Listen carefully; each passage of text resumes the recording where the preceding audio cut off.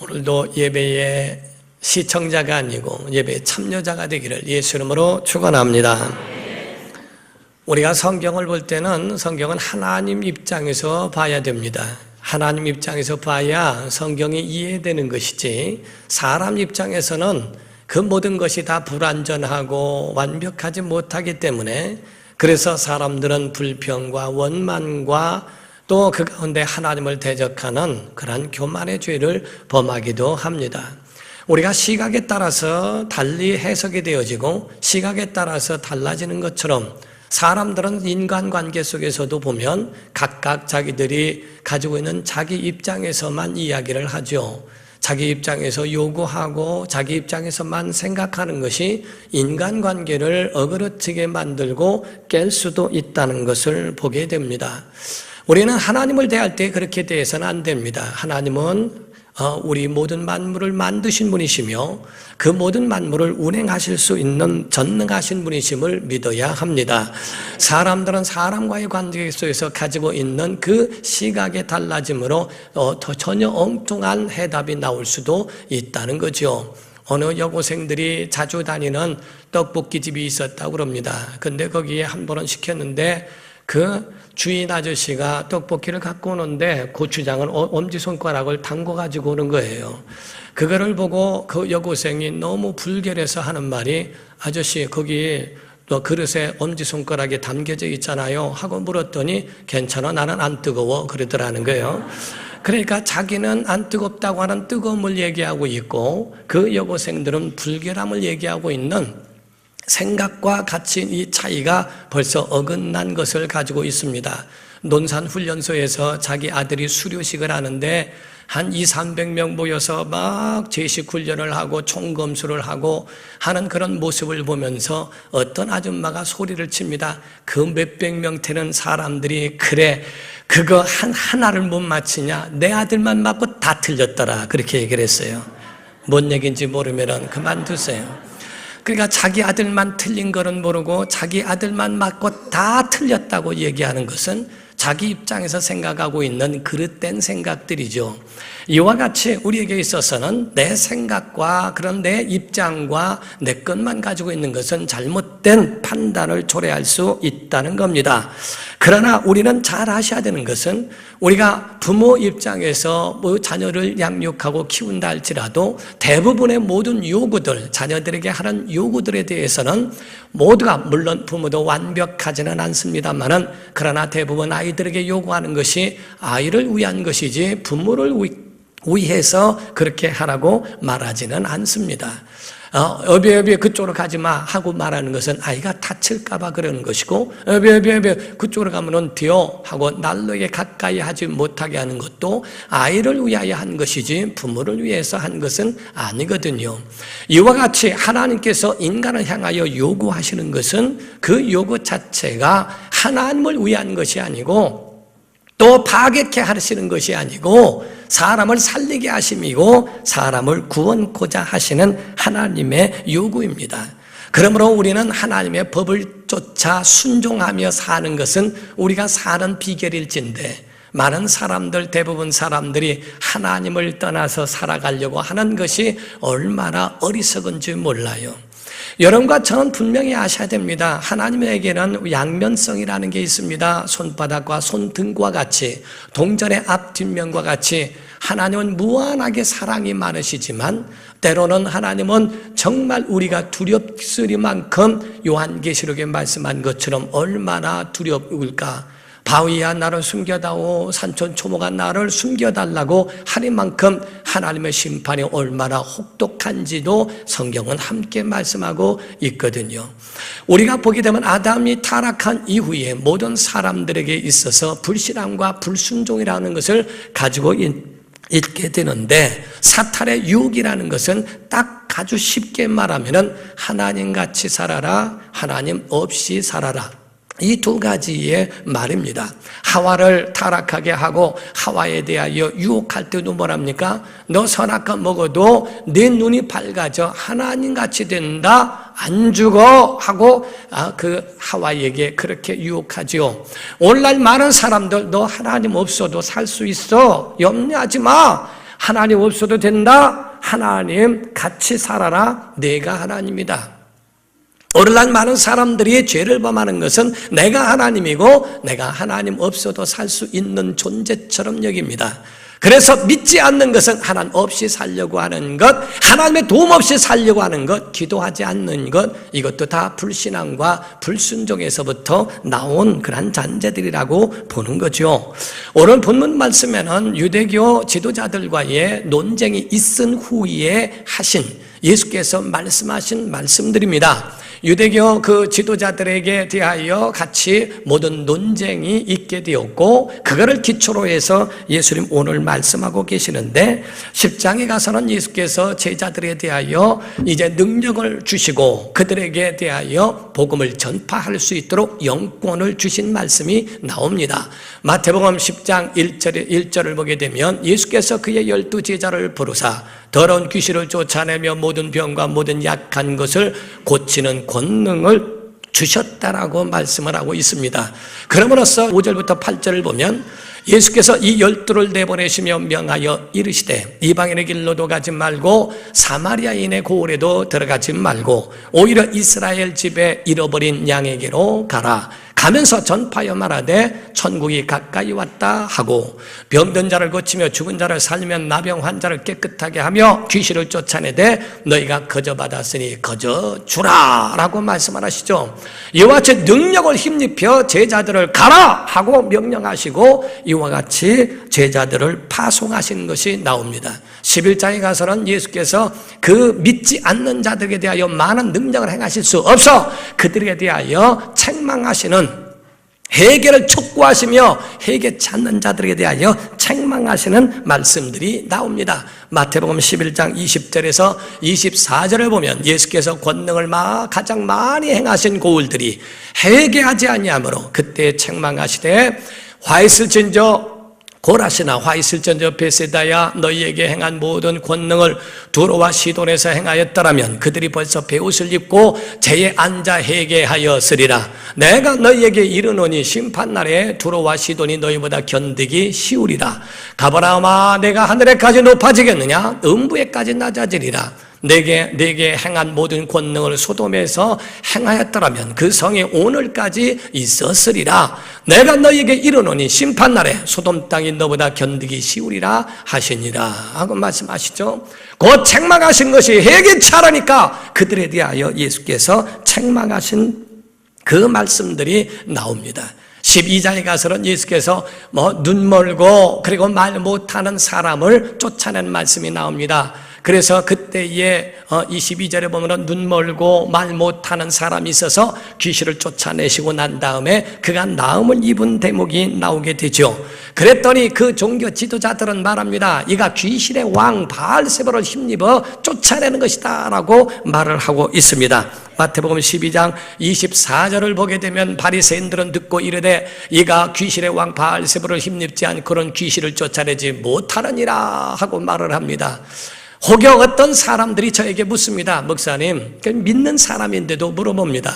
무당도 굿하면서 귀신을 쫓아내지 않습니까? 무당도 그렇게 쫓아내고 또 예수 이름으로 귀신 쫓아내면 어떤 것이 맞습니까? 아니면 똑같은 겁니까? 하고 묻는 분들도 없지 않아 있었습니다. 여러분과 저는 분명히 아셔야 되는 것은 예수께서 귀신을 쫓아내시는 것과 무당이 굿해서 하는 것은 시작도 다르고 과정도 다르고 목적도 다르다는 것을 여러분이 깨달아 아셔야 한다 하는 거예요. 절대로 같지 않습니다. 다릅니다. 바로 무당은 굿하여 곧 귀신을 쫓아낸다고 하나 귀신의 더 큰 귀신의 힘을 빌어서 쫓아내게 됩니다. 그러나 예수께서 귀신을 쫓아내시는 것은 성령을 힘입어 쫓아내는 줄로 믿습니다. 마태복음 12장 28절을 보게 되면 말씀하기를 그러나 내가 하나님의 성령을 힘입어 귀신을 쫓아내는 것이면 하나님의 나라가 이미 너희에게 임하였느니라 라고 말씀을 하시죠. 이와 같이 하나님의 나라가 임할 수 있도록 성령으로 하시는 성령을 힘입어 귀신을 쫓아내신다라고 말씀했습니다. 두 번째로 무당이 귀신을 쫓아낸다고 하지만은 사실상은 빌어서 달래서 보내는 겁니다. 부닥거리를 하고 거기에 있는 많은 음식을 차려놓고 먹여서 그에게 이제 가시오, 여태 먹었으니까 가시오 라고 달래서 하는 거죠. 그러나 예수님은 귀신을 쫓아내되 달랜 일이 없어요. 예수께서 명령하시고 그를 꾸짖었다고 성경은 말씀하지 않습니까? 마가복음 1장 23절에서 26절을 보게 되면 마침 그들의 해당에 더러운 귀신 들린 사람이 있어 소리질러 이르되 나사렛 예수여, 우리가 당신과 무슨 상관이 있나이까? 우리를 멸하러 왔나이까? 나는 당신이 누구인 줄 아노니 하나님의 거룩한 자니이다. 예수께서 꾸짖어 이르시되 잠잠하고 그 사람에게서 나오라 하시니 더러운 귀신이 그 사람에게 격려를 일으키고 큰 소리를 지르며 나오는지라 라고 되어 있습니다. 더러운 귀신이 쫓겨나갈 때는 예수께서 꾸짖어 그를 모독하고 면박을 춤으로 인하여 더러운 귀신이 그 가운데에 쫓겨나는 것을 보게 되죠. 세 번째입니다. 세 번째로 무당이 귀신을 쫓아낸다 하나 쫓아내는 것이 아니라 쫓겨나간 것처럼 가져갈 뿐이고 다시 돌아오고 다시 귀신과 귀신을 바꿔서라도 그 가운데 그 사람을 다시 괴롭게 하는 일을 하게 됩니다. 그러나 예수께서 귀신을 쫓아내시는 것은 구원이라는 거예요. 사탄에게 매여 있는 자를 놓아준 것이라고 성경은 말씀하고 있습니다.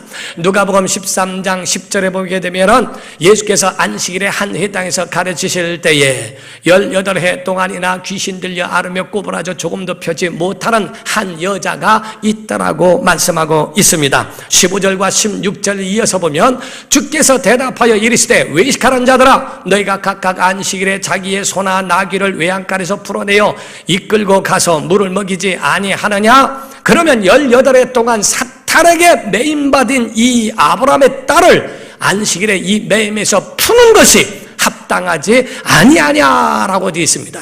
사탄에게 매인 자에게 대하여 바로 아브라함의 딸을 살리고 그에 대하여 풀어주는 것이 이게 마땅하지 아니하냐. 예수님의 역사는 바로 구원의 역사라는 겁니다. 사랑하는 성도 여러분, 하나님의 은혜를 이와 같이 큰 하나님의 은혜를 인정하시기를 주 이름으로 축원합니다. 예수 그리스도는 선하신 분이십니다. 좋으신 분이세요. 우리를 사랑하시는 분이세요. 그 사랑은 끝도 없는 걸 믿으셔야 됩니다. 그런데 그렇게 관대하시고 인간의 연약함을 하셔서 약한 나로 강하게 정말 약한 우리를 강하게 만드시는 그분이시라도 영적 전쟁만큼은 얼마만큼 예수께서 단호하게 말씀하셨는가. 가늠하다 현장에서 잡힌 여인에게도 예수께서는 가라, 나도 너를 정죄하지 않는다. 그러나 너는 죄를 다시는 범하지 마라 라고 말씀을 하시죠. 그를 이와 같이 관대하시고 얼마나 사람들은 용서할 수 없다고 하는데도 예수님은 그에게 가라, 나도 너를 정죄하지 않는다. 죄를 죄로 인정하시는 것은 아니었을지라도 죄인에 대해서는 관대하셨어요. 베드로라고 하는 사람은 처음에는 물 위를 걷는 것이 아주 굉장했지만은 물에 빠져 들어가는 그 베드로가 주님을 주여 나를 구원해 달라고 소리 지를 때에 즉시 손을 내밀어 그를 건져 주십니다. 계집종과 사람들 앞에서 3번씩이나 예수님을 부인했을지라도 예수께서는 그에 대하여 잘못된 것을 책망하거나 질책하지 아니하시고 그를 수제자로 삼지 않습니까? 하나님은 이와 같이 생명이 있으시고 선하시고 사랑이 많으셔서 이와 같이 예수 그리스도 또한 그 하나님의 마음과 똑같아 이와 같이 많은 혈루증 가진 여인과 맹인들과 또 말 못하는 사람, 또 걷지 못하는 사람, 죽은 나사로, 사마리아 여인 불쌍히 여기시고 그렇게 긍휼히 여기셨지만은 그러나 잘못된 길을 걸어가고 잘못된 길로 인도하는 자들에 대하여 종교 지도자들에 대하여서는 얼마나 단호하게 말씀하셨는지 몰라요. 예수께서 그 후에 말씀하심이 뭐라고 말씀합니까? 무릇 사함받는 죄가 있고 사함받지 못하는 죄가 있도다. 사함받는 죄는 차라리 나는 숨겼고 나는 그 가운데 묻혀서 죽으러 왔기 때문에 나에 대하여서는 욕하고 모독하고 나를 거역하고 나를 회방할지라도 그 죄가 하늘에 가득할지라도 용서를 받을 수 있으나 성령을 회방하면 절대로 성령을 회방하면 안 된다. 성령을 거역하거나 회방하면 사함받지 못한다. 그에 대한 결과가 있다는 겁니다. 그에 대한 결과가 얼마나 우리에게 혹독한지를 말씀하고 있어요. 우리가 보게 되면 여러분이 예수 믿는 것 그냥 믿은 거 아닙니다. 성령께서 믿도록 도와주신 겁니다. 고린도전서 12장 3절의 말씀을 했어요. 그러므로 내가 너에게 알리노니 하나님의 영, 성령이죠. 하나님의 영으로 말하는 자는 누구든지 예수를 저주할 자라 하지 아니하고 또 성령으로 아니하고는 누구든지 예수를 주시라 할 수 없느니라. 성령께서 돕지 않으면 예수 못 믿는다는 겁니다. 성령께서 돕지 않으면 교회를 사랑할 수도 없고 성경이 믿어지지도 않는다는 거예요. 성령께서 도와주셔야 한다는 거죠. 성령께서 우리에게 믿게 하시고 천국의 소망을 갖게 하시고 정말 성령께서 우리의 모든 마음의 예배 가운데서도 우리에게 역사하시는 역사가 성령의 감동으로 그 역사로 이루어진 거라는 거거든요. 그런데 만약에 성령의 감동이 사라져버리면 어떡하겠냐. 다윗이라고 하는 사람이 가장 두려워했던 것은 자기의 모든 살해 진미와 가지고 있는 이러한 모든 부귀 영화를 잃어버리는 것이 아니었습니다. 오늘날 보면 작은 것 하나 뭘 잃어버려도 속상해하고 그것 때문에 마음 상해하고 가지고 있는 그것 때문에 중내 사안에 원망하고 합니다. 다윗이 그 마음속에 두려워했던 건 성실이 내게서 떠나지 않게 하소서, 성령께서 떠나는 거. 성령의 역사가 없으면 하나님을 사랑하는 마음도 없습니다. 성령께서 자기 안에 역사하시는데 만약에 성령을 모독해봐라, 성령을 거역하고 성령을 회방해봐라, 성령께서 내 마음에 예배할 마음을 주시는가? 정말 너희 마음속에 하나님 사랑하는 마음을 주실까? 성령을 회방하거나 거역하지 마라, 사함받지 못한다 하고 주께서 그들에 대하여 성령의 역사를 절대로 포기하지 않도록 말씀하십니다. 사랑하는 성도 여러분, 일평생 기도의 제목 성령님의 그 은혜를 인정하기를 주님으로 축원합니다. 성령님 나를 사용하여 주시옵소서, 나를 인도하여 주시옵소서, 이끌어 주시옵소서. 성령의 이끌리기를 예수 이름으로 축원합니다. 바로 이와 같이 우리의 믿음이 성령님의 역사하심이 필요하거든요. 그때에 말을 합니다. 선생이여, 우리에게 표적 보여주기를 원합니다. 당신은 많은 능력이 있기 때문에, 당신은 많은 능력 가지고 있다며 그럼 한번 능력을 좀 한번 해봤으면 좋겠어요. 네, 존중하지 않습니까? 한번 표적 좀 보여주십시오. 호기심 때문에 보고 싶어하고 예수님에 대하여 소문 때문에 그것을 요청합니다. 예수께서는 그들에 대하여 침묵하셨어요. 오늘날 하나님 앞에 나왔을 때 하나님의 은혜를 구하는 자에게 주시나 호기심과 될라나 안 되려나 하나님 시험하듯 예수님에 대하여 그 능력 주시기를 구하는 것 결단코 주님은 침묵하신다 이게요. 그래서 예수께서 침묵하실 때 너희가 나에게 표적을 구하나?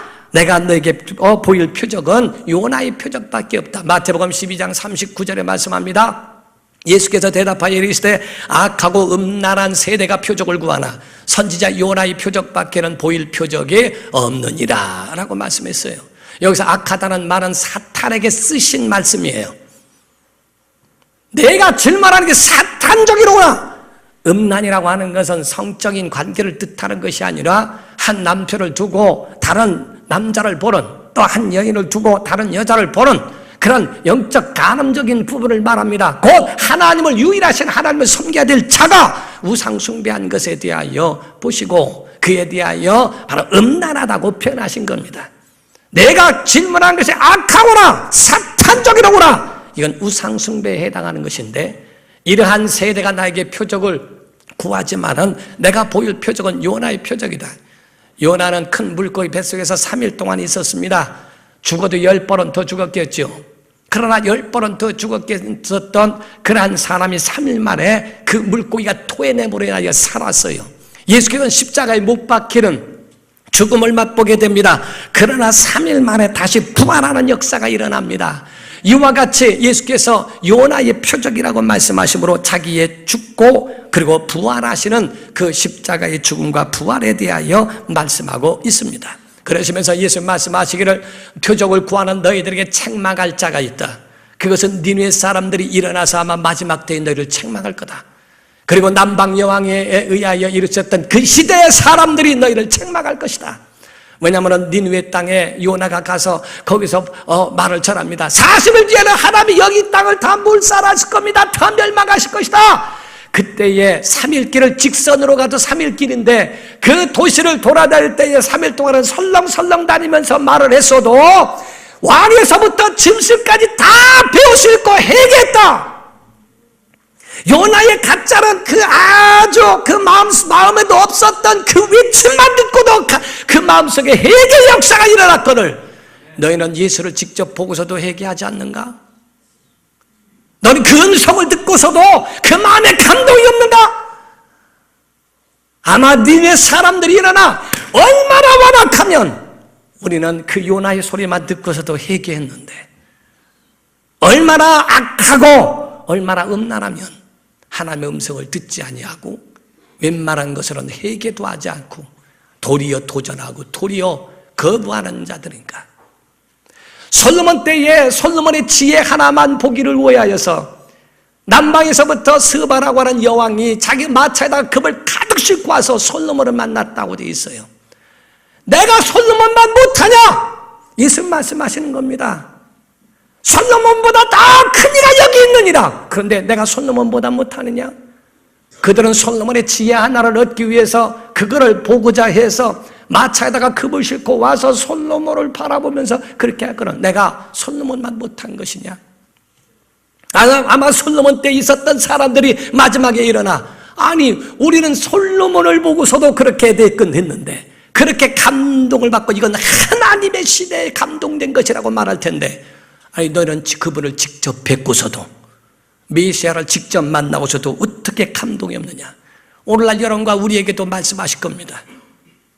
어떻게 주의 음성을 직접 듣고 예수님의 그 십자가의 은혜로 구원도 받고 성령의 역사하심과 성령의 은혜의 역사를 정말 오늘날 성령님을 통하여 주신 그 은혜가 큰데도 툭하면 낙심하고 툭하면 원망하고 툭하면 왜 나를 이렇게 만드셨습니까? 이러시려면 왜 태어나게 하셨습니까? 툭하면 하나님께 대하여 교만하여 도전하고 불평하고 원망하고 낙심하고 절망 가운데 있는 그런 것에 대하여 아마 마지막 때에 그 니느웨 사람들이 우리를 책망할지도 모른다고 하시는 주의 말씀을 우리가 오늘 들어야 한다는 겁니다. 그러시고 난 다음에 오늘 제가 읽었던 본문 말씀에 빈집에 대한 예화를 하셨어요. 더러운 귀신이 사람에게서 나간다. 예수께서 더러운 귀신을 몰아내실 수 있다. 귀신을 쫓아내서 나갔다. 그러나 그 더러운 귀신이 돌아다니다가 쉴 것을 얻지 못하니까 아니 내가 있었던 그 집이 내 집인데 내 집으로 한번 돌아가리라 하고 돌아올 것이다. 돌아왔더니 그 집이 청소되고 수리되었다. 그래서 그 수리되고 청소된 거는 좋은데 한 가지 문제는 비었다는 거예요. 비고 비어있는 집에 야! 이 집 내 집 맞다. 문을 두드려도 사람 없다. 흉가로 만들어버리자. 자기보다 더 악한 귀신 7을 데리고 들어가서 거하니까 나중 형편이 처음 형편보다 더 심하게 되었다고 되어 있어요. 사랑하는 성도 여러분, 여러분의 영혼의 주인은 누굽니까? 만약에 빈집으로 두게 되면 바로 이와 같이 우리 마음속에 악한 영이 더 접근하여 우리를 완전히 다스리고 우리를 정복해버린다는 거예요. 여러분의 집에 여러분의 영혼에 누구를 모셨느냐는 겁니다. 우리 영혼의 주인은 누구냐는 겁니다. 여전히 오늘날을 내가 주인되고 오늘날 여전히 내 마음대로 살고 하나님이 원하더라도 오늘날 포스트 모더니즘 다양성을 주장하고 있고 절대 권리를 인정하지 않죠. 교회 해봐야 교회는 원하는 대로 하는 거고 난 내 뜻대로 신앙생활 하는 거고 그렇게 교회에서 말하는 대로 다 할 수 있나? 내가 그럴 수 있나? 신앙생활에 원칙이 있을지라도 전혀 신앙과는 상관없어요. 내가 가지고 있는 대로 신앙생활하는 다양성을 말하는 마지막 때에 이상한 신앙인이 나온다 이거야. 하나님의 말씀은 이렇게 말씀하고 있어도 하나님의 말씀과는 전혀 상관없는 내 뜻대로 살아가는 그러한 신앙인이 되지는 않는가? 하나님의 하나님의 사람들은요 그 영혼의 주인을 주님으로 모신다는 겁니다. 여러분의 영혼의 주인 예수님 되기를 주 이름으로 축원합니다. 더러운 귀신이 와서 우리에게 문을 두드립니다. 나와 함께 살자라고 할 때에 예수께서 나오셔서 말씀하십니다. 야, 이 집은 내가 다스리는 집이니 사탄아 물러가라 하고 하실 수 있는 정말 여러분에게 여러분의 모든 심령, 우리 가정을 다스려 주시옵소서. 하나님의 은혜로 다스려 주시옵소서. 우리 여러분의 가정이 정말 하나님의 사랑으로 다스려 달라고 여러분의 서재에도 주님을 초청해야 됩니다. 공부방에도 초청을 해야 됩니다. 사업장에도 주님을 초청해야 됩니다. 여러분의 침실까지도 주님을 초청하여 그분이 주인 되시게 해야 한다 이게요. 거룩해야 합니다. 오늘날 젊은 아이들이 공부방에서 공부하는 것이 아니라 그 가운데 잘못된 것들을 봅니다. 게임을 하고 음란한 것과 이런 것들을 통하여 잘못된, 정말 주님이 그 서재에도 계셔야 하고 주방에도 계셔야 하고 어느 환경에서든지 주님이 주인 되셔야 그 모든 것들을 이겨낼 수 있다는 거거든요. 우리 하나님이 우리에게 과연 주님이실까? 오늘날 보면 지금 현재 보게 되면 할로윈데이라고 하는 얘기를 합니다. 우리 한국도 그 영향을 받아서 옷을 입고 그러한 장치를 해놓습니다. 크리스찬들은 왜 자기 집에다가 왜 악한 자를 끌어들입니까? 왜 하나님의 사람이라고 하면서 왜 잘못된 치장과 호박을 갖다 놓고 다른 귀신 모양을 갖다가 집으로 끌어들입니까? 여러분의 집을 빈 집으로 만들거나 더러운 귀신을 용납하겠는가? 주께서 우리의 영혼의 주인 되시고 비고 소재때 뭐야 무슨 소용이 있어요? 깨끗하게 율법으로 청소하고 제사로 청소하고 예배 가운데 청소해 봐야 여러분의 영혼의 주인으로 모시지 않으면 무슨 의미가 있냐는 겁니다. 우리 성경에서는 우리에게 말씀합니다. 정말 마지막 때에 마지막 때 인자가 믿음을 보겠느냐 하시는 것처럼 여러분과 저에게서는 믿음의 사람 되어야 합니다. 어떤 주례자가 주례를 서는데 마지막 서약을 하는데 그 가운데 그 신부가 너무 예쁘니까 신부는 주례를 사랑하는 요 이랬대요. 정신 나간 거지. 정말 자칫 잘못하면 넘어지는 겁니다. 넘어지는 겁니다. 다 차려놓고 한순간에 먹혀버릴 수 있습니다. 여러분, 우리의 영혼의 믿음을 지키고 영적 싸움에 이기고 여러분의 영혼의 주인이 주님이 되시고 성령님 되시기를 예수 이름으로 축원합니다. 정말 주여 오시옵소서. 여러분의 영혼에 오시옵소서. 가정에 오시옵소서. 여러분의 삶의 주인이 예수님이 되게 하시기를 예수 이름으로 축원합니다. 기도하겠습니다. 이 시간에 다 같이 통성으로 기도할 때 하나님, 우리의 주인 되어 주시옵소서. 우리를 다스려 주시옵소서. 우리 가정에 오시옵소서. 성령님 역사하시고 주님 인도해달라고 다 같이 통성으로 기도합니다. 거룩하신 아버지 하나님, 우리의 삶을 주관하여 주시옵소서. 크게 기도하세요. 입을 여세요. 간구하세요. 간구하세요. 하나님 앞에 기도하세요. 주님 도와달라고 구하세요. 주님 도와주시옵소서.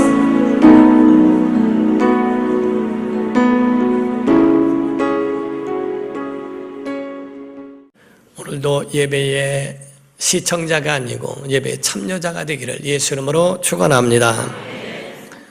우리가 성경을 볼 때는 성경은 하나님 입장에서 봐야 됩니다.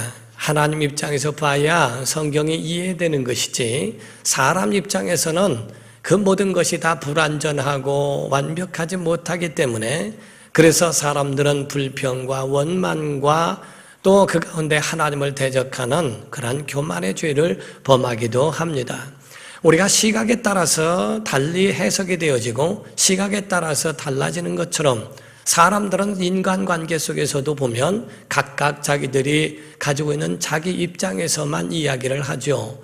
자기 입장에서 요구하고 자기 입장에서만 생각하는 것이 인간관계를 어그러지게 만들고 깰 수도 있다는 것을 보게 됩니다. 우리는 하나님을 대할 때 그렇게 대해서는 안 됩니다. 하나님은 우리 모든 만물을 만드신 분이시며 그 모든 만물을 운행하실 수 있는 전능하신 분이심을 믿어야 합니다. 사람들은 사람과의 관계 속에서 가지고 있는 그 시각의 달라짐으로 전혀 엉뚱한 해답이 나올 수도 있다는 거죠. 어느 여고생들이 자주 다니는 떡볶이집이 있었다고 그럽니다. 근데 거기에 한 번은 시켰는데 그 주인 아저씨가 떡볶이를 갖고 오는데 고추장을 엄지손가락을 담궈 가지고 오는 거예요. 그거를 보고 그 여고생이 너무 불결해서 하는 말이, 아저씨 거기 또 그릇에 엄지손가락에 담겨져 있잖아요 하고 물었더니 괜찮아, 나는 안 뜨거워 그러더라는 거예요. 그러니까 자기는 안 뜨겁다고 하는 뜨거움을 얘기하고 있고 그 여고생들은 불결함을 얘기하고 있는 생각과 같이 이 차이가 벌써 어긋난 것을 가지고 있습니다. 논산훈련소에서 자기 아들이 수료식을 하는데 한 200~300명 모여서 막 제식 훈련을 하고 총검수를 하고 하는 그런 모습을 보면서 어떤 아줌마가 소리를 칩니다. 그 몇백 명 되는 사람들이 그래 그거 하나를 못 맞히냐, 내 아들만 맞고 다 틀렸더라 그렇게 얘기를 했어요. 뭔 얘기인지 모르면 그만두세요. 그러니까 자기 아들만 틀린 거는 모르고 자기 아들만 맞고 다 틀렸다고 얘기하는 것은 자기 입장에서 생각하고 있는 그릇된 생각들이죠. 이와 같이 우리에게 있어서는 내 생각과 그런 내 입장과 내 것만 가지고 있는 것은 잘못된 판단을 초래할 수 있다는 겁니다. 그러나 우리는 잘 아셔야 되는 것은 우리가 부모 입장에서 자녀를 양육하고 키운다 할지라도 대부분의 모든 요구들, 자녀들에게 하는 요구들에 대해서는 모두가, 물론 부모도 완벽하지는 않습니다만은 그러나 대부분 아이들에게 요구하는 것이 아이를 위한 것이지 부모를 위해서 그렇게 하라고 말하지는 않습니다. 어비어비 그쪽으로 가지 마 하고 말하는 것은 아이가 다칠까 봐 그러는 것이고, 어비어비 그쪽으로 가면은 뛰어 하고 난로에 가까이 하지 못하게 하는 것도 아이를 위하여 한 것이지 부모를 위해서 한 것은 아니거든요. 이와 같이 하나님께서 인간을 향하여 요구하시는 것은 그 요구 자체가 하나님을 위한 것이 아니고 또 파괴케 하시는 것이 아니고 사람을 살리게 하심이고 사람을 구원코자 하시는 하나님의 요구입니다. 그러므로 우리는 하나님의 법을 쫓아 순종하며 사는 것은 우리가 사는 비결일진데 많은 사람들, 대부분 사람들이 하나님을 떠나서 살아가려고 하는 것이 얼마나 어리석은지 몰라요. 여러분과 저는 분명히 아셔야 됩니다. 하나님에게는 양면성이라는 게 있습니다. 손바닥과 손등과 같이, 동전의 앞 뒷면과 같이 하나님은 무한하게 사랑이 많으시지만 때로는 하나님은 정말 우리가 두렵을 만큼 요한계시록에 말씀한 것처럼 얼마나 두려울까. 바위야 나를 숨겨다오, 산천초목아 나를 숨겨달라고 하니만큼 하나님의 심판이 얼마나 혹독한지도 성경은 함께 말씀하고 있거든요. 우리가 보게 되면 아담이 타락한 이후에 모든 사람들에게 있어서 불신앙과 불순종이라는 것을 가지고 있게 되는데, 사탄의 유혹이라는 것은 딱 아주 쉽게 말하면 하나님같이 살아라, 하나님 없이 살아라, 이 두 가지의 말입니다. 하와를 타락하게 하고 하와에 대하여 유혹할 때도 뭐랍니까? 너 선악과 먹어도 네 눈이 밝아져 하나님같이 된다, 안 죽어 하고 그 하와에게 그렇게 유혹하죠. 오늘날 많은 사람들 너 하나님 없어도 살 수 있어, 염려하지 마, 하나님 없어도 된다, 하나님 같이 살아라, 내가 하나님이다.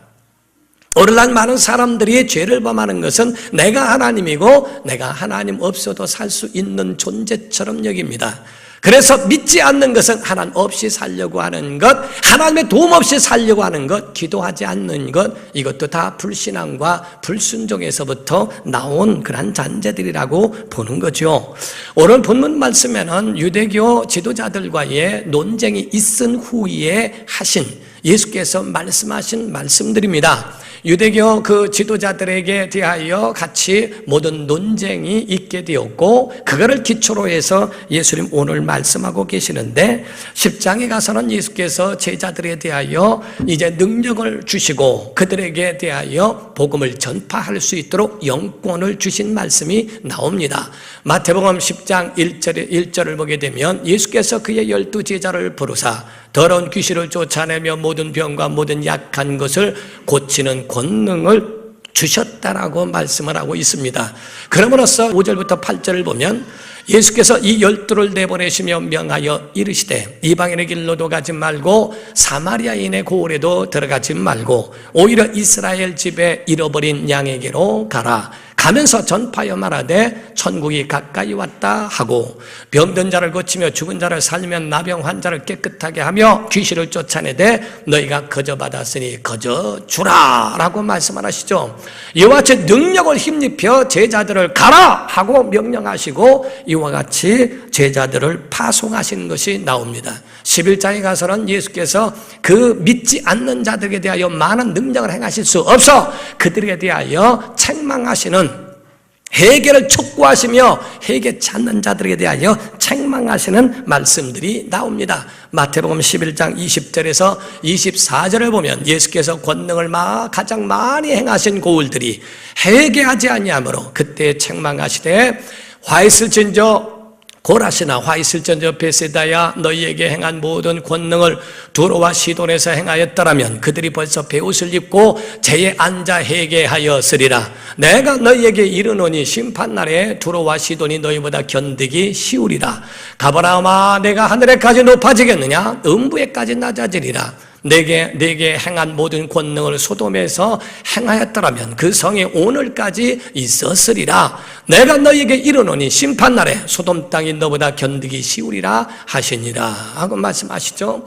곧 책망하신 것이 회개치 않으니까 그들에 대하여 예수께서 책망하신 그 말씀들이 나옵니다. 12장에 가서는 예수께서 눈 멀고 그리고 말 못하는 사람을 쫓아낸 말씀이 나옵니다. 그래서 그때에 22절에 보면 눈 멀고 말 못하는 사람이 있어서 귀신을 쫓아내시고 난 다음에 그가 나음을 입은 대목이 나오게 되죠. 그랬더니 그 종교 지도자들은 말합니다. 이가 귀신의 왕 바알세바를 힘입어 쫓아내는 것이다 라고 말을 하고 있습니다. 마태복음 12장 24절을 보게 되면 바리새인들은 듣고 이르되 이가 귀신의 왕 바알세바를 힘입지 않고는 귀신을 쫓아내지 못하느니라 하고 말을 합니다. 혹여 어떤 사람들이 저에게 묻습니다. 목사님, 믿는 사람인데도 물어봅니다. 무당도 굿하면서 귀신을 쫓아내지 않습니까? 무당도 그렇게 쫓아내고 또 예수 이름으로 귀신 쫓아내면 어떤 것이 맞습니까? 아니면 똑같은 겁니까? 하고 묻는 분들도 없지 않아 있었습니다. 여러분과 저는 분명히 아셔야 되는 것은 예수께서 귀신을 쫓아내시는 것과 무당이 굿해서 하는 것은 시작도 다르고 과정도 다르고 목적도 다르다는 것을 여러분이 깨달아 아셔야 한다 하는 거예요. 절대로 같지 않습니다. 다릅니다. 바로 무당은 굿하여 곧 귀신을 쫓아낸다고 하나 귀신의 더 큰 귀신의 힘을 빌어서 쫓아내게 됩니다. 그러나 예수께서 귀신을 쫓아내시는 것은 성령을 힘입어 쫓아내는 줄로 믿습니다. 마태복음 12장 28절을 보게 되면 말씀하기를 그러나 내가 하나님의 성령을 힘입어 귀신을 쫓아내는 것이면 하나님의 나라가 이미 너희에게 임하였느니라 라고 말씀을 하시죠. 이와 같이 하나님의 나라가 임할 수 있도록 성령으로 하시는 성령을 힘입어 귀신을 쫓아내신다라고 말씀했습니다. 두 번째로 무당이 귀신을 쫓아낸다고 하지만은 사실상은 빌어서 달래서 보내는 겁니다. 부닥거리를 하고 거기에 있는 많은 음식을 차려놓고 먹여서 그에게 이제 가시오, 여태 먹었으니까 가시오 라고 달래서 하는 거죠. 그러나 예수님은 귀신을 쫓아내되 달랜 일이 없어요. 예수께서 명령하시고 그를 꾸짖었다고 성경은 말씀하지 않습니까? 마가복음 1장 23절에서 26절을 보게 되면 마침 그들의 해당에 더러운 귀신 들린 사람이 있어 소리질러 이르되 나사렛 예수여 우리가 당신과 무슨 상관이 있나이까? 우리를 멸하러 왔나이까? 나는 당신이 누구인 줄 아노니 하나님의 거룩한 자니이다. 예수께서 꾸짖어 이르시되 잠잠하고 그 사람에게서 나오라 하시니 더러운 귀신이 그 사람에게 격려를 일으키고 큰 소리를 지르며 나오는지라 라고 되어 있습니다. 더러운 귀신이 쫓겨나갈 때는 예수께서 꾸짖어 그를 모독하고 면박을 춤으로 인하여 더러운 귀신이 그 가운데에 쫓겨나는 것을 보게 되죠. 세 번째입니다. 세 번째로 무당이 귀신을 쫓아낸다 하나 쫓아내는 것이 아니라 쫓겨나간 것처럼 가져갈 뿐이고 다시 돌아오고 다시 귀신과 귀신을 바꿔서라도 그 가운데 그 사람을 다시 괴롭게 하는 일을 하게 됩니다. 그러나 예수께서 귀신을 쫓아내시는 것은 구원이라는 거예요. 사탄에게 매여 있는 자를 놓아준 것이라고 성경은 말씀하고 있습니다. 누가복음 13장 10절에 보게 되면 예수께서 안식일에 한 회당에서 가르치실 때에 18해 동안이나 귀신 들려 앓으며 꼬부라져 조금도 펴지 못하는 한 여자가 있더라고 말씀하고 있습니다. 15절과 16절을 이어서 보면 주께서 대답하여 이르시되 외식하는 자들아 너희가 각각 안식일에 자기의 소나 나귀를 외양간에서 풀어내어 이끌고 가서 물을 먹이지 아니하느냐? 그러면 18해 동안 사탄에게 매임받은 이 아브라함의 딸을 안식일에 이 매임에서 푸는 것이 합당하지 아니하냐라고 되어 있습니다.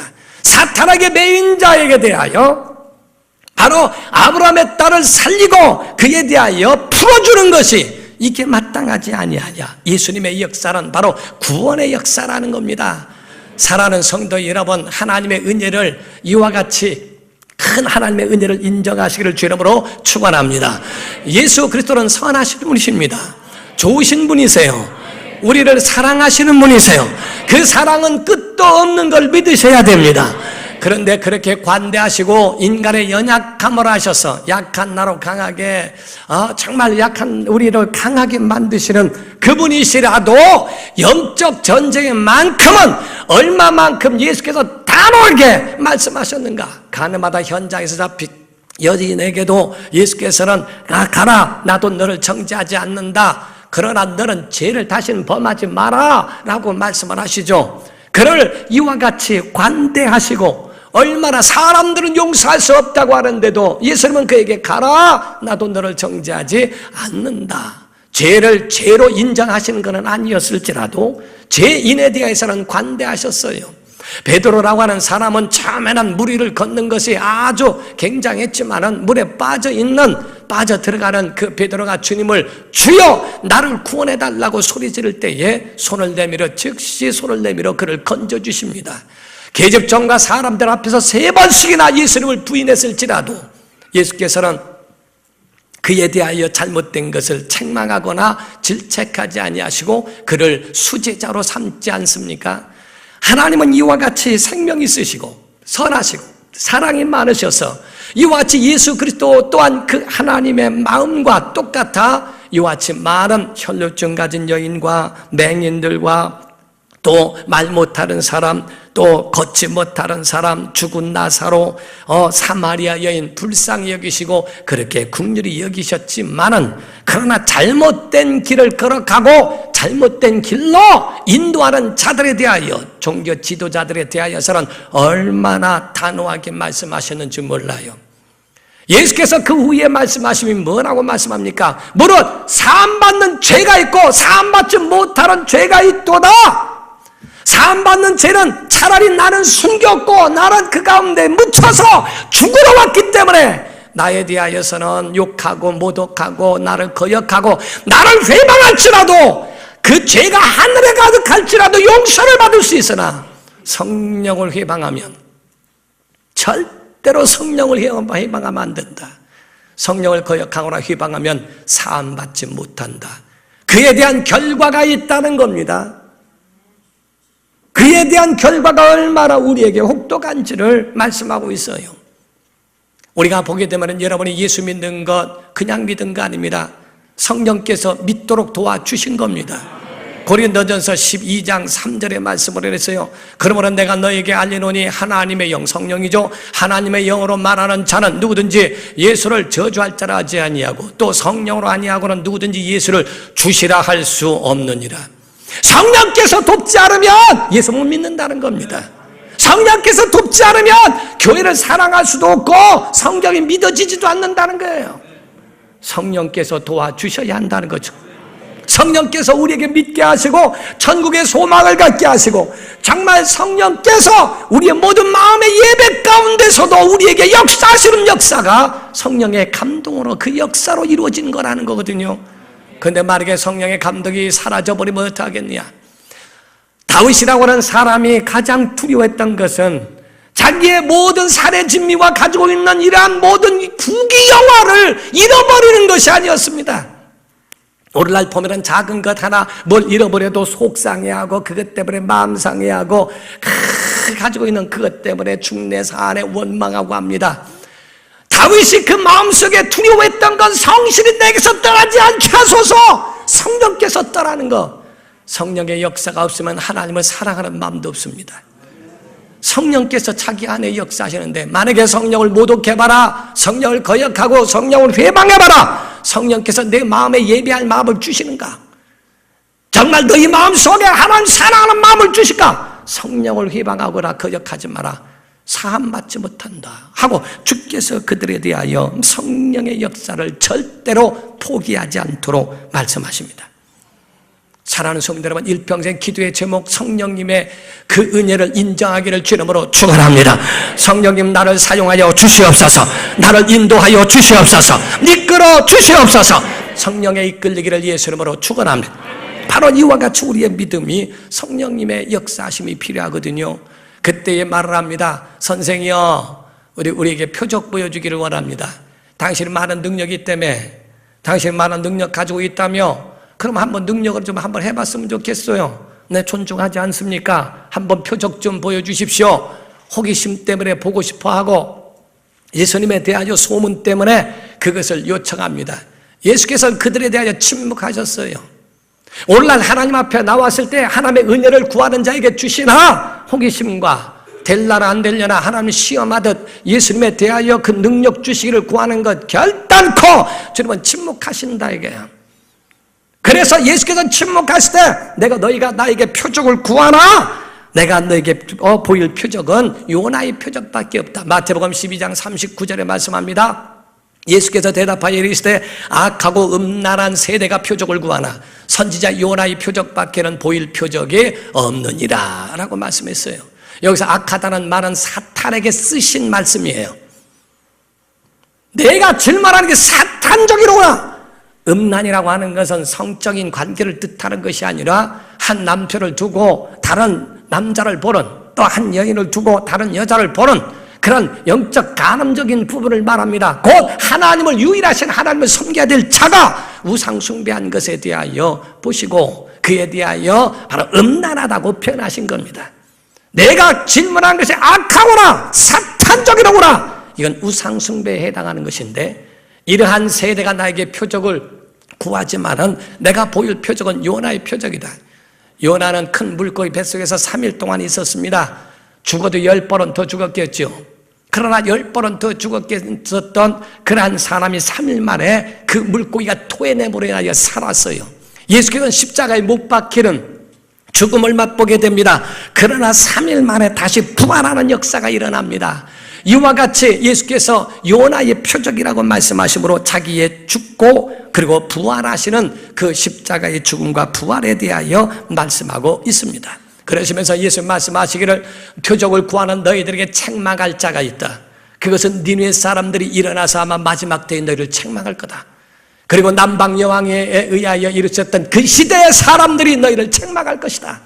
왜냐하면 니느웨 땅에 요나가 가서 거기서 말을 전합니다. 40일 뒤에는 하나님이 여기 땅을 다 물살하실 겁니다. 다 멸망하실 것이다. 그때에 3일길을 직선으로 가도 3일길인데 그 도시를 돌아다닐 때에 3일 동안은 설렁설렁 다니면서 말을 했어도 왕에서부터 짐승까지 다 배울 수 있고 회개했다. 요나의 가짜는 그 아주 그 마음에도 없었던 그 외침만 듣고도 그 마음속에 회개 역사가 일어났거늘 너희는 예수를 직접 보고서도 회개하지 않는가? 너는 그 음성을 듣고서도 그 마음에 감동이 없는가? 아마 니네 사람들이 일어나 얼마나 완악하면 우리는 그 요나의 소리만 듣고서도 회개했는데, 얼마나 악하고 얼마나 음란하면 하나님의 음성을 듣지 아니하고 웬만한 것으로는 회개도 하지 않고 도리어 도전하고 도리어 거부하는 자들인가? 솔로몬 때에 솔로몬의 지혜 하나만 보기를 위하여서 남방에서부터 스바라고 하는 여왕이 자기 마차에다가 금을 가득 싣고 와서 솔로몬을 만났다고 되어 있어요. 내가 솔로몬만 못하냐? 예수님 말씀하시는 겁니다. 솔로몬보다 더 큰 이가 여기 있느니라. 그런데 내가 솔로몬보다 못하느냐? 그들은 솔로몬의 지혜 하나를 얻기 위해서 그거를 보고자 해서 마차에다가 금을 싣고 와서 솔로몬을 바라보면서 그렇게 하거든. 내가 솔로몬만 못한 것이냐? 아마 솔로몬 때 있었던 사람들이 마지막에 일어나, 아니 우리는 솔로몬을 보고서도 그렇게 됐건했는데 그렇게 감동을 받고 이건 하나님의 시대에 감동된 것이라고 말할 텐데, 아니 너희는 그분을 직접 뵙고서도, 메시아를 직접 만나고서도 어떻게 감동이 없느냐?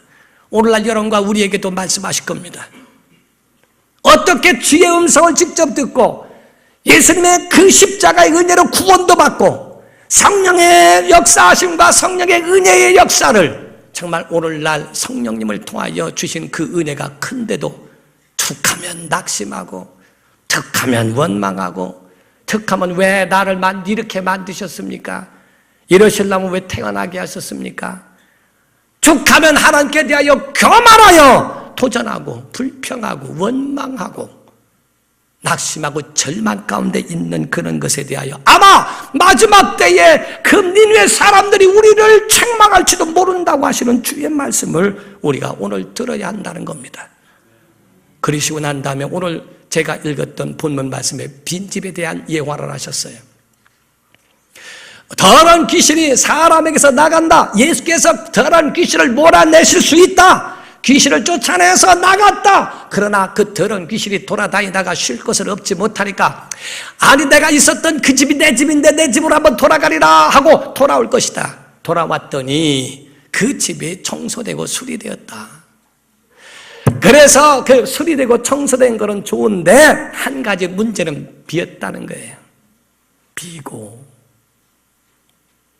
비어있는 집에, 야! 이 집 내 집 맞다. 문을 두드려도 사람 없다. 흉가로 만들어버리자. 자기보다 더 악한 귀신 7을 데리고 들어가서 거하니까 나중 형편이 처음 형편보다 더 심하게 되었다고 되어 있어요. 사랑하는 성도 여러분, 여러분의 영혼의 주인은 누굽니까? 만약에 빈집으로 두게 되면 바로 이와 같이 우리 마음속에 악한 영이 더 접근하여 우리를 완전히 다스리고 우리를 정복해버린다는 거예요. 여러분의 집에, 여러분의 영혼에 누구를 모셨느냐는 겁니다. 우리 영혼의 주인은 누구냐는 겁니다. 여전히 오늘날을 내가 주인 되고 오늘날 여전히 내 마음대로 살고, 하나님이 원하더라도 오늘날 포스트 모더니즘 다양성을 주장하고 있고 절대 권리를 인정하지 않죠. 교회 해봐야 교회는 원하는 대로 하는 거고 난 내 뜻대로 신앙생활 하는 거고, 그렇게 교회에서 말하는 대로 다 할 수 있나? 내가 그럴 수 있나? 신앙생활에 원칙이 있을지라도 전혀 신앙과는 상관없어요. 내가 가지고 있는 대로 신앙생활하는, 다양성을 말하는 마지막 때에 이상한 신앙인이 나온다 이거야. 하나님의 말씀은 이렇게 말씀하고 있어도 하나님의 말씀과는 전혀 상관없는 내 뜻대로 살아가는 그러한 신앙인이 되지는 않는가? 하나님의 하나님의 사람들은요, 그 영혼의 주인을 주님으로 모신다는 겁니다. 여러분의 영혼의 주인 예수님 되기를 주 이름으로 축원합니다. 더러운 귀신이 와서 우리에게 문을 두드립니다. 나와 함께 살자라고 할 때에 예수께서 나오셔서 말씀하십니다. 야! 이 집은 내가 다스리는 집이니 사탄아 물러가라! 하고 하실 수 있는, 정말 여러분에게 여러분의 모든 심령, 우리 가정을 다스려 주시옵소서. 하나님의 은혜로 다스려 주시옵소서. 여러분의 가정이 정말 하나님의 사랑으로 다스려 달라고 여러분의 서재에도 주님을 초청해야 됩니다. 공부방에도 초청을 해야 됩니다. 사업장에도 주님을 초청해야 됩니다. 여러분의 침실까지도 주님을 초청하여 그분이 주인 되시게 해야 한다 이게요. 거룩해야 합니다. 오늘날 젊은 아이들이 공부방에서 공부하는 것이 아니라 그 가운데 잘못된 것들을 봅니다. 게임을 하고 음란한 것과 이런 것들을 통하여 잘못된, 정말 주님이 그 서재에도 계셔야 하고 주방에도 계셔야 하고 어느 환경에서든지 주님이 주인 되셔야 그 모든 것들을 이겨낼 수 있다는 거거든요. 우리 하나님이 우리에게 과연 주님이실까? 오늘날 보면 지금 현재 보게 되면 할로윈데이라고 하는 얘기를 합니다. 우리 한국도 그 영향을 받아서 옷을 입고 그러한 장치를 해놓습니다. 크리스찬들은 왜 자기 집에다가 왜 악한 자를 끌어들입니까? 왜 하나님의 사람이라고 하면서 왜 잘못된 치장과 호박을 갖다 놓고 다른 귀신 모양을 갖다가 집으로 끌어들입니까? 여러분의 집을 빈 집으로 만들거나 더러운 귀신을 용납하겠는가? 주께서 우리의 영혼의 주인 되시고 비고 소재되어야 무슨 소용이 있어요? 깨끗하게 율법으로 청소하고 제사로 청소하고 예배 가운데 청소해 봐야 여러분의 영혼의 주인으로 모시지 않으면 무슨 의미가 있냐는 겁니다. 우리 성경에서는 우리에게 말씀합니다. 정말 마지막 때에 마지막 때 인자가 믿음을 보겠느냐 하시는 것처럼 여러분과 저에게서는 믿음의 사람 되어야 합니다. 어떤 주례자가 주례를 서는데 마지막 서약을 하는데 그 가운데 그 신부가 너무 예쁘니까 신부는 주례를 사랑하는 요 이랬대요. 정신 나간 거지. 정말 자칫 잘못하면 넘어지는 겁니다. 넘어지는 겁니다. 다 차려놓고 한순간에 먹혀버릴 수 있습니다. 여러분, 우리의 영혼의 믿음을 지키고 영적 싸움에 이기고 여러분의 영혼의 주인이 주님이 되시고 성령님 되시기를 예수 이름으로 축원합니다. 정말 주여 오시옵소서. 여러분의 영혼에 오시옵소서. 가정에 오시옵소서. 여러분의 삶의 주인이 예수님이 되게 하시기를 예수 이름으로 축원합니다. 기도하겠습니다. 이 시간에 다 같이 동서로 기도할 때